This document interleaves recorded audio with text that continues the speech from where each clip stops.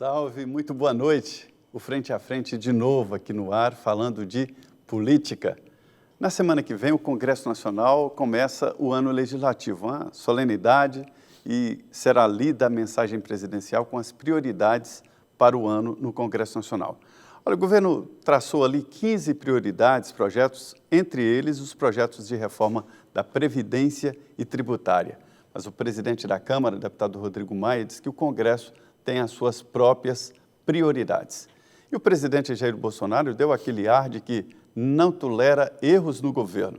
Por isso, demitiu o presidente do INSS, Renato Teixeira, aliás, Renato Vieira, demitiu o presidente do INSS e demitiu também o Vicente Santini, que era o segundo da Casa Civil, aquele que pegou um avião, foi visitar o presidente Jair Bolsonaro na Índia, depois de passar por outros países, e aí foi demitido com estardalhaço. Ele foi recontratado agora de noite e continua na Casa Civil, só que em outra função.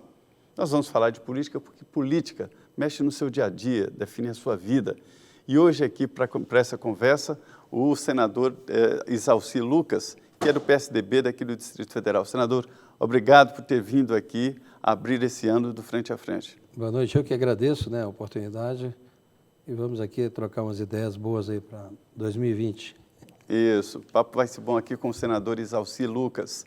E a minha parceira de sempre aqui, Denise Rotenburg. Boa noite, Denise. Boa noite, Zé Maria. Boa noite, senador. Obrigada por ter aceito o nosso convite. E boa noite para você que mais uma vez está ligadinho aqui no Frente a Frente, o seu programa de todas as quartas à noite, que volta este ano com mais uma série de entrevistas exclusivas para você acompanhar o dia a dia da política aqui em Brasília. E Zé Maria, a gente já tem aí o presidente do Senado, Davi Alcolumbre, preparando o discurso que ele vai fazer na segunda-feira, na abertura do Congresso Nacional.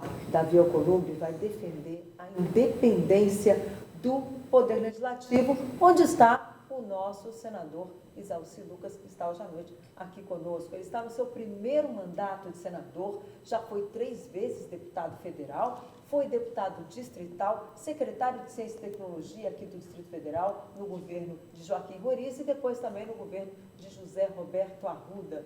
Senador, vamos trabalhar, né?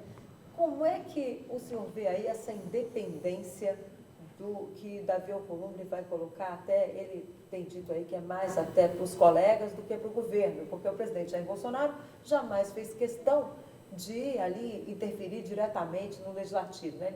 Ele deixa que o legislativo siga o seu caminho, pede as reformas, depois se prepara ali para acusar, não deu certo, a culpa é do Congresso.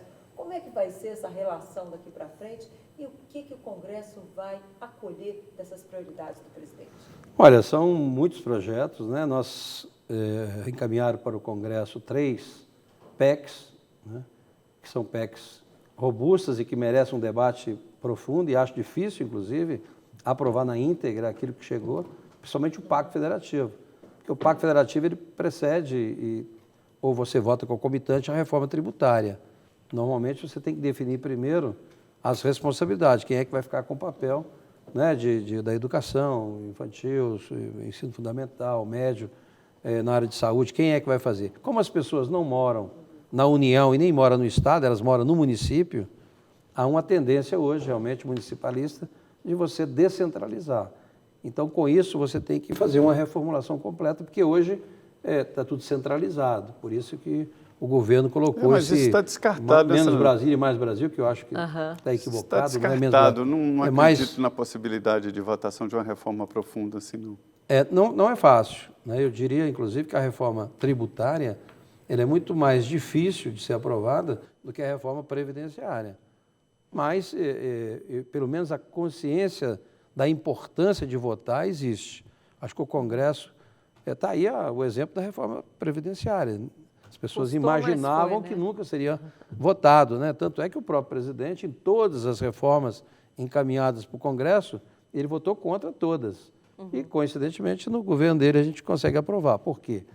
Porque o PSDB, por exemplo, que é o meu partido, a gente não é governo, mas sempre defendeu as reformas. Então, tanto é que nós relatamos na Câmara, no Senado, provavelmente a reforma tributária também, relatada também pelo PSDB. Né, e tem 2 projetos de reforma tributária. Um está na Câmara, que é o do Bernardo Api, economista, que foi ali abraçado pelo líder do MDB, Baleia Rossi, e tem aquele que está no Senado, que foi do ex-deputado Luiz Carlos Raul, que inclusive esteve aqui conosco, né, Zé Maria? No Frente a Frente, explicando a proposta dele.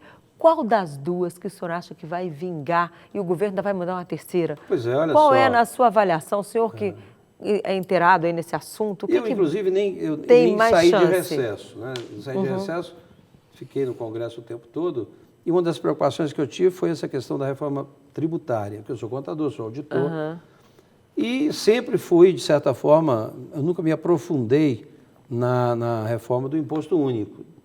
Eu sempre achei que seria inviável. Mas, tendo em vista essa proposta da Câmara e do Senado, eu acho, inclusive, eu cheguei à seguinte conclusão, né, que ambas estão ultrapassadas. Né? Por quê? Porque o IVA, né, que é a grande novidade, ele já está em decadência na Europa. Imposto de valor agregado. Exatamente. É bom para avisar que é substitui difícil, aí ICMS, né?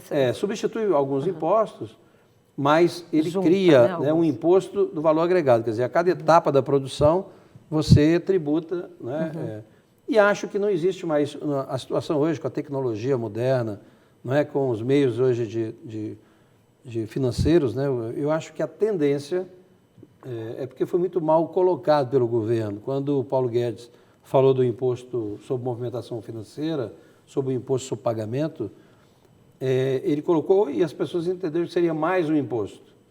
Então, a gente vai ter que fazer um debate muito grande. Eu, particularmente, acho que o IVA, que é a grande novidade, já está ultrapassado mesmo. Acho que nós vamos, se aprovar, vamos aprovar uma coisa já ultrapassada.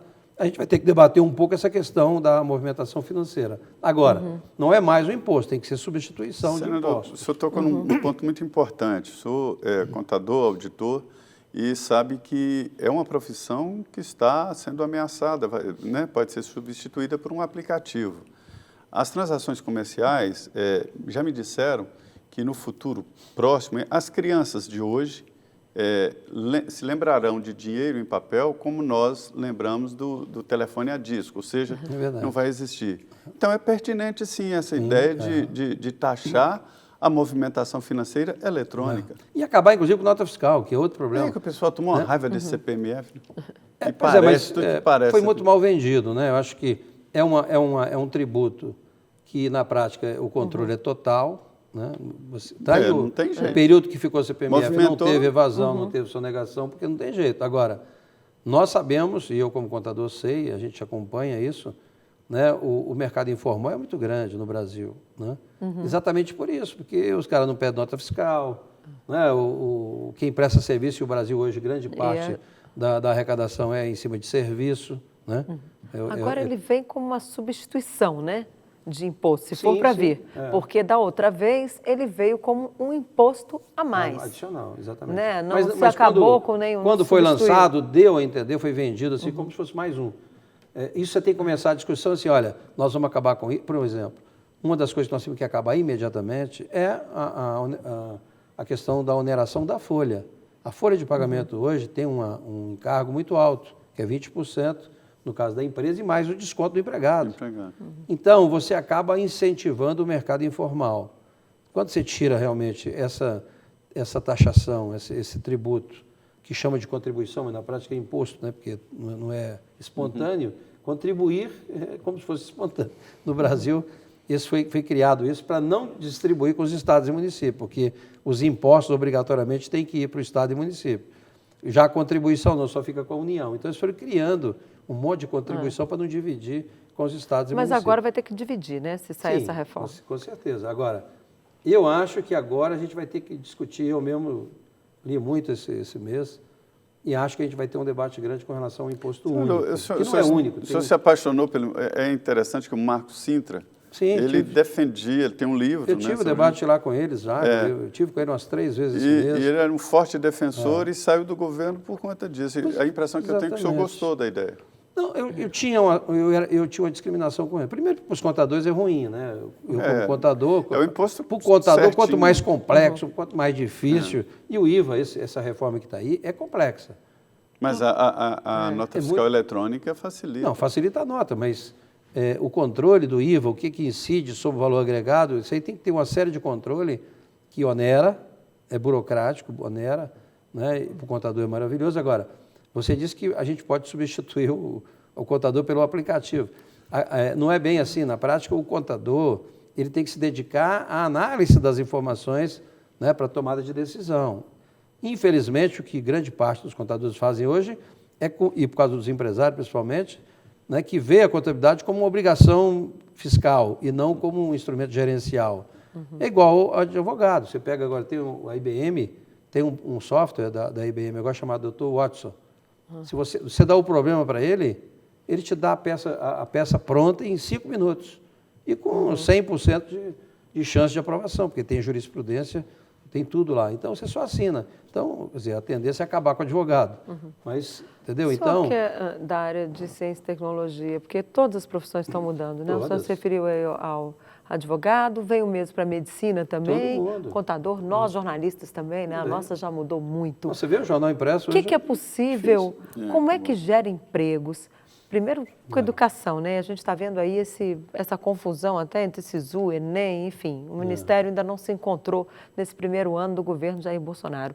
O que é possível fazer? O que o Congresso pode fazer para tentar auxiliar na geração de empregos? É o que eu estou fazendo. Ainda este ano. Eu, inclusive, sou presidente da Comissão de Desenvolvimento Regional e Turismo. E o grande desafio nosso é exatamente, nós criamos o projeto do C-Desenvolvimento Regional, que é exatamente aproximar as universidades, o Instituto de Pesquisa, do mercado, das empresas, né? Porque as universidades hoje têm muito conhecimento, mas que fica interno, isso não vai para a sociedade. Então, a gente tem que fazer isso. Agora, infelizmente, a nossa educação está um caos. A meninada sai hoje da faculdade, sai do ensino médio sem saber nada. Então, esse é o problema. Nós estamos com a geração nem estuda, nem trabalha, imensa, né? Que no Brasil são 150 mil, sei quantos milhões no Brasil. Então, o que falta na educação é você mudar radicalmente o sistema, está totalmente errado. Então, você tem que colocar empreendedorismo, né? Agora que começa agora este ano, grande parte dos estados já vão oferecer agora este ano já a reforma do ensino médio, oferecendo um itinerário profissional. Esse é um desafio, que a gente não tem nem professor capacitado para isso, porque reforma... Você sair com uma profissão hoje, você tem que ter profissionais. É interessante que o senhor foca muito na educação. O símbolo da sua campanha foi o lápis, né? Eu entrei na política pela educação, mas você pega, por exemplo, nós estamos com a educação hoje do século XIX, né? Porque fica aquele monte de aluno lá e o professor falando um monte de coisa, não tem tecnologia nenhuma. Eu, na minha época, que eu digo quando eu comecei a estudar em Brasília, estudei escola pública aqui, a gente ia para a escola com prazer, a gente ficava doido para chegar, para ir para a escola. Hoje é quase que um castigo. O menino, se mandar um menino para a escola hoje, essa escola que está aí, principalmente a escola pública, que não tem tecnologia, não tem infraestrutura, o professor ganha muito mal, não mas dá. A minha pergunta é exatamente nesse sentido. Eu tive acesso a um estudo do IPEA sobre a educação e analisou o porquê de cada região ter aquela nota, ter uma avaliação diferente, e um dos princípios básicos é continuidade. A educação tem que ter continuidade. Quando se diz continuidade, não é 4, 10, 8 anos, mais, né? O que é isso? Segundo, comprometimento de professores, e de diretores e de alunos. E terceiro é você premiar quem se dá bem, quem vai melhor, a escola que vai melhor. Esse é o segredo de Sobral, o segredo do Ceará, é a conclusão. E não só isso, né? Eu acho o seguinte... E aqui é a capital do país, professor que ganha bem. Professor não é só salário, a questão não é salarial. Eu vi recentemente, fiz até um Muita discurso... gente fala que é só verba e não é. Mas olha só, eu vi uma pesquisa da NASA. A NASA fez uma pesquisa com 1.600 crianças com menos de 5 anos. Foi feita uma avaliação, eles tiveram um acerto de 92% no conteúdo que foi aplicado para eles, né? Até 5 anos. Quando chegou a 10 anos, que já na escola, esse índice passou para 37%. Quando chegou no ensino médio, essa mesma turma com 15 anos, já baixou para 12%. E quando foi no adulto, já era 2%. Quer dizer, então a gente precisa investir muito na educação infantil. Mas e por que disso?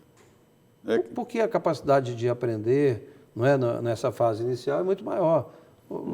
Vai você hoje aprender, né, mandarim. Eu demoro mais tempo. Criança difícil, é não, muito- demora mais tempo, é muito difícil.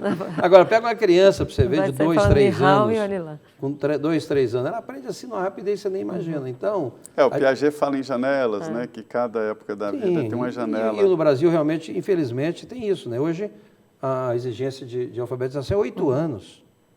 Os meninos da escola, eu tenho uma netinha de 2 anos e meio que já pega no celular, fala inglês, canta né, em inglês, em português.